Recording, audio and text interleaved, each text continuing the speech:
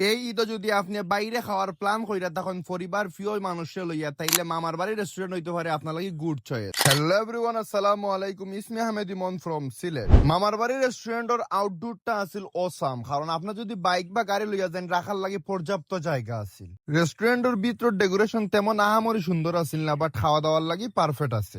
আর দেখলাম রেস্টুরেন্টের এক সাইডে তারা রুটি পরোটা বাজার লাগে একটা টং বানাইছেন, যেখানে খুব সুন্দর করে তারা ওপেনলি ভাবে রুটি পরোটা বানাই দেয়। আর যদি ফ্যামিলি বা বন্ধু বান্ধব লইয়া পার্টি দিতেছেন তাইলে তারা আলাদা একটা জায়গা আছে যেখানে আপনারা অনায়াসে 40-50 জনে বইয়া খাইতে পারবা। এখানেও যেহেতু রিজনেবল প্রাইসে খাইবা তাই বেশি এক্সপেক্ট খরচ না যান। এই রেস্টুরেন্টের লোকেশন হইল গিয়া বাংলাদেশের সব থেকে বড় পর্যটক অধ্যাসিত জেলা কোর্ট রোড, চমুনা, মৌলভীবাজার মামার বাড়ি রেস্টুরেন্ট। আর মৌলভীবাজার আমি যত রেস্টুরেন্ট খাইছি সব কানো সিদ্ধ ভাত, আর আমার কাছে পার্সোনালি সিদ্ধ ভাত ভালো লাগে। কয়েক পদের আইটেম আমি অর্ডার করছিলাম, তার মাঝ থেকে আমি টেস্ট করছি রোস্ট এন্ড বিফ। আমার কাছে মোটামুটি বিফটা ভালো লাগছে, বাট রোস্ট আমার কাছে কিতা লাগি ভালো লাগছে না। বিলের লগে যদি খানিরে মিলানিত যাই তাইলে বিলটা একটু বেশি আইছে। মৌলভীবাজার যেহেতু এটা পর্যটক অধ্যাসিত জেলা, ইকানোর লাগি ই খাবারের মানটা খুবই দুঃখজনক। তো একটা বাদি একটু জ্ঞান রাখা দরকার।